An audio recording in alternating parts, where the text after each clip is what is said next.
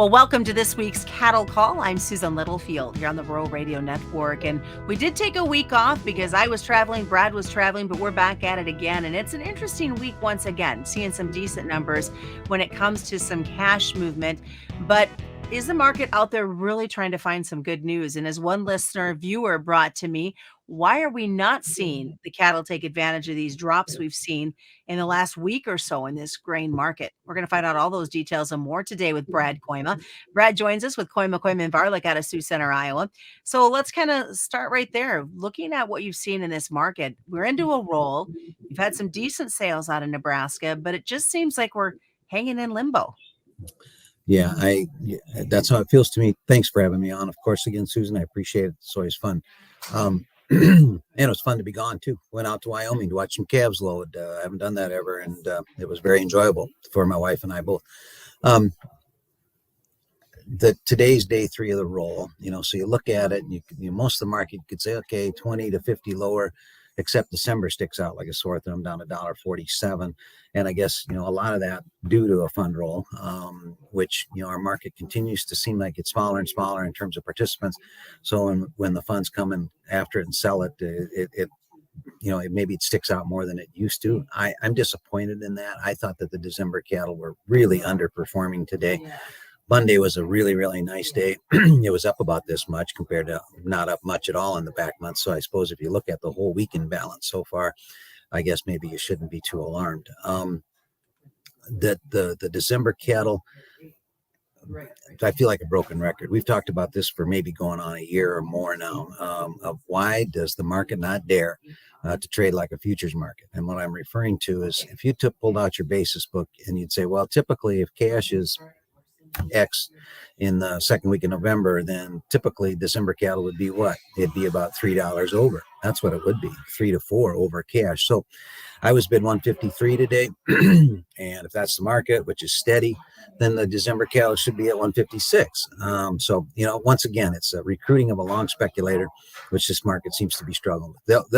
There'll come a time. I used to have a little saying taped to my phone. Remember the old days of these kind of phones? I used to have a saying on there that there's a paddle big enough to fit everybody's and anybody's rear end. So there's a paddle big enough to fit the fund's rear end too. I love it. When you see this momentum that's happening for the cash, can it continue as we finish out this week and get ready to be a week out from a holiday? Yeah, maybe that's part of the problem. You're starting to buy these packers are all 2-3 weeks out. You're starting to buy for a short week already, maybe in that regard. You've got, I understand there's a shortage of turkeys. Who knew, right? That's actually has improved the ham sales. I understand. Beef doesn't get a mention here, obviously, for this Thanksgiving holiday. So, maybe you're onto something. The kill level yesterday and today, both 129. Those are nice big kills. It still looks like the packer still got meat sold and he's able to make some money and he's moving stuff. So, to me, the chain of the thing is still very, very healthy. We've gone through Novembers before. One of the strongest seasonals that I guess that I feel like I trust is the one that it happens to be on around my birthday. But by the end of the first week of December, there's a pretty strong seasonal to buy live cattle. And so, seasonals are only seasonals. And if that's all you traded, you'd go broke. But, let's keep that in mind as we finish up this month and get into the early of the next month. So let's take a look at a viewer/listener question that's saying, why don't we have this correlation? We did earlier in the year, corn would go down, feeders and lives would go up. And lately we're just kind of stuck. We're seeing a lot of negativity on this livestock side. I'm with your listener. I asked that same question out loud here today a couple of times. In fact, after being gone a couple of days, so what's going on with these feeders? Why don't they? Is something going on with cash feeders? Which I knew better because I'm in the cash feeder market all the time. There really isn't any change or softness in the cash feeder cattle market. Clearly, the northern yearling run is effectively done, other than a little bit of tail end cleanup trade in some areas. Maybe that's a bit of a problem with that. So you're getting some of the feeder cattle coming out of the south, which would be of much less quality and much less value too, I suppose. So that's maybe part of it, but. I don't have a great reason why, because I thought, especially today for a while when we had corn down 6, 7, 8, Then we managed to get the feeder cattle 30 higher for a little while and then couldn't hold it. I'm not sure what the problem is here. I'm not bearish, though. That does not make me negative. If you look at a chart, though, on the feeder cattle, what you're doing is you're building a big wedge. I'm sorry, wedge. And we snuck out the top side of it, didn't do anything with it. I don't see this formation as being real bearish. I think it just needs to, let's just be a little patient. We'll see if it can't get up and out of here. Will the kill continue to remain low on the larger side? Well, I see no reason for that to change. The Packer seems to still be making enough money here, Susan, that he wants to keep things rolling the way he has. And I think you got a producer that's willing to sell. I know I am. Feed's still high. I mean, corn's off its highs, but you're still, this cost of gain is still high enough that you're still kind of incentivized. And particularly if you are somebody in Texas, for instance, where corn might be $1.25 higher than it is here in our neck of the woods. I certainly think they're highly incentivized.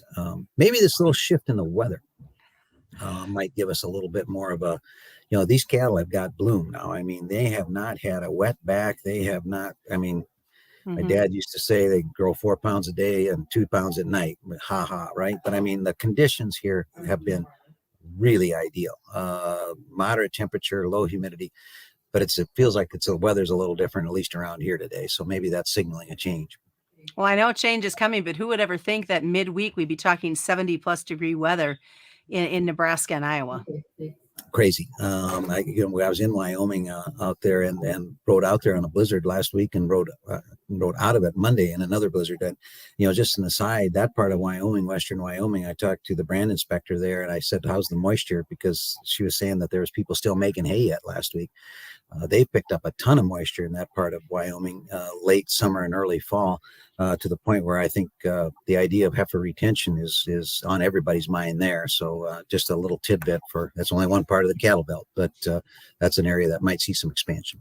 Well, I want to do a quick plug here before you wrap up for folks that watch the cattle call. I encourage them to watch the Nebraska Soybean Board Weekly Market Roundup coming up this weekend, because not only are you going to be on it, but we're going to have another cattle guy on it as well. So it's going to be interesting to get both of your takes. By the way, he does kind of look up to you a little bit. So we'll have to see what happens, but we'll encourage folks to join us for that program that airs on Saturday. Thanks, Brad, for joining us this week. You're welcome. That has been this week's Cattle Call. As we always remind folks, commodity futures and options do involve a substantial risk of loss not suitable to all investors. And that's been the Cattle Call on the Rural Radio Network.